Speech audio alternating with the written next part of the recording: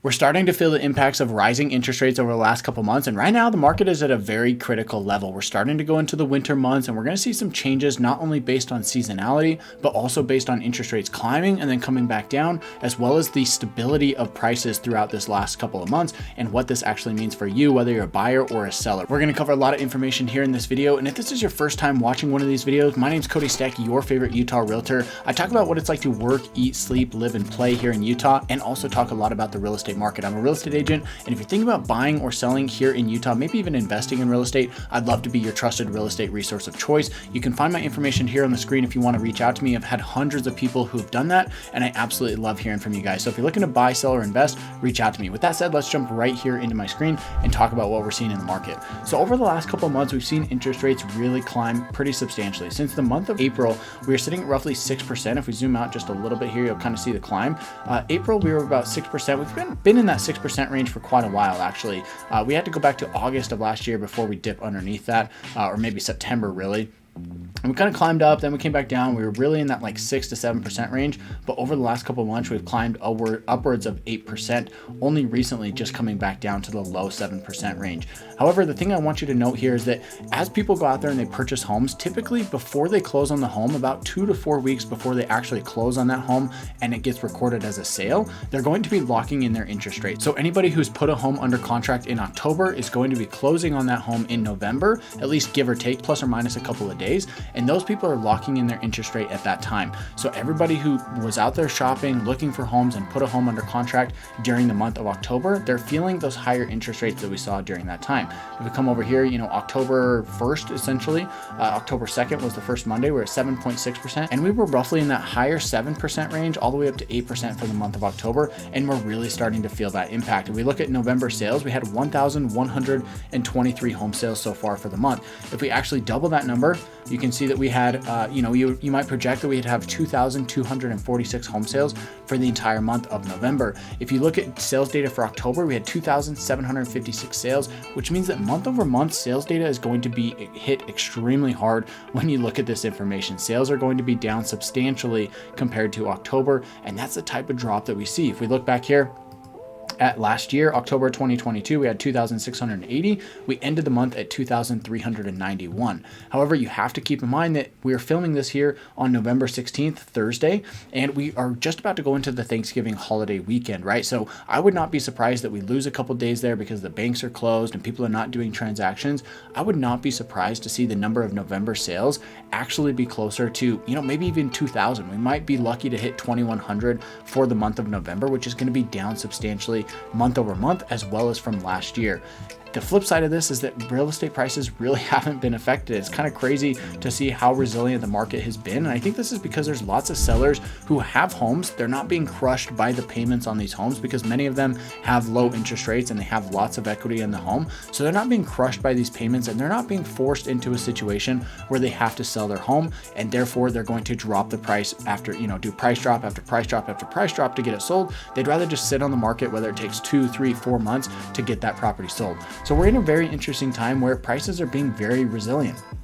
Going back here, this is taking a look at the entire market, right? The search criteria is just the entire state of Utah. If we scroll down here to the bottom here, you can see that November 2023, the median listing price was $520,000, which is actually up from what we saw in the past, right? We haven't been at this 520 mark. I mean, you have to go back all the way to November of last year before we were back here at this 520 mark. We've been substantially lower than that for the last 11 months or so. And the sales price on a median basis is actually higher as well. We've been fluctuating, plus or minus $10,000 around this 480 to 490, maybe even 495 range over the last 6 or 7 months. So the fact that we're sitting at 500,000 right now, month to date, is actually pretty staggering.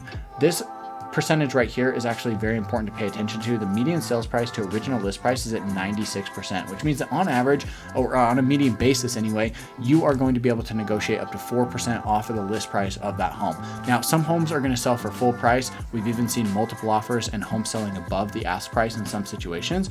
And in other situations, you might negotiate 10 to 15% off of the original list price. It just depends on the scenario of that home, the seller situation, maybe how overpriced the home is to begin with. There's a lot of factors that go into this, but when you look at it such a large data set, this actually gives you a very good overview of what's happening in the market. So we are seeing this actually change, but the fact that listing prices are going up is actually very interesting information. So one thing I want to talk about here, this is one of the dangers of the market that we're about to see right now, and one thing that you really have to pay attention to out there today if you're looking at buying, selling, or investing in real estate.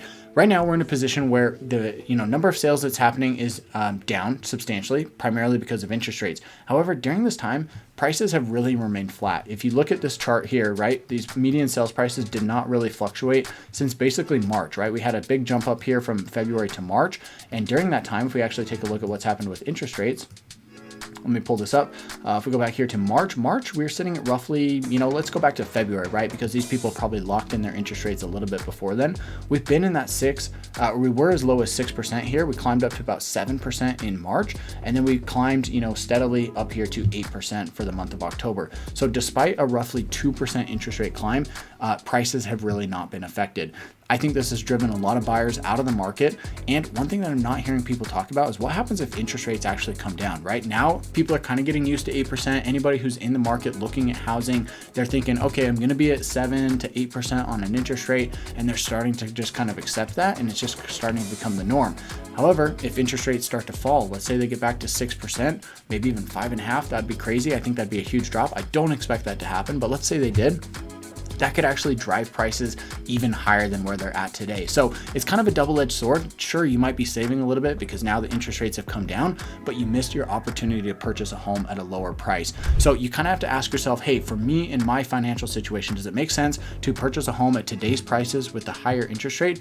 Or do I want to roll the dice and wait maybe 3 months, 6 months, 9 months, maybe even 18 months to see what happens to interest rates? Maybe interest rates come down and that could actually push prices up. So yes, you're going to get a better interest rate. You're going to pay less interest on that home, but rather than buying a home at $600,000, you might have to pay $650,000. So it kind of negates some of that effect. So there's a lot of things you have to consider if you're looking at purchasing or selling a home in today's market. I'd love to help you along in that journey. Reach out to me if you are considering that. Call, text, or email me anytime. I want to give you an overview of your specific situation and just say, hey, this makes the most sense for you based on what you're telling me. I'll kind of give you some advice and some guidance along the way and help you get an honest assessment of where you're at and what makes the most sense for you and your family's financial bottom line. I want to help you along in this journey.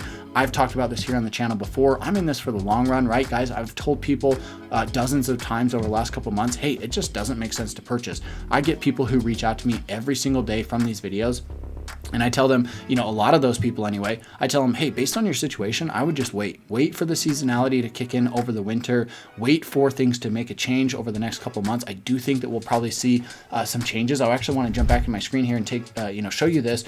During the winter months, we always see the number of home sales drop as well as prices, right? If we're just looking across the market going into the last year, during this time, rates were actually, kind of steady for the most part, right? If we go back here to 2022, if September, we were about 6%, climbed up to about 7%, and then kind of hovered in that 6 to 7% range during the winter months, and then even climbed up to, 7% here in March. So if we take a look at this information, the interest rates did not really affect prices during that time because they were, kind of fluctuating up or down 1%. But from September, we were at 490, October 490, November, we start to feel the hit. We hit 480 this month. Even though we're at 500 right now, I think we'll probably actually drop down. But again, let's look at November 2022. We're at 480,000.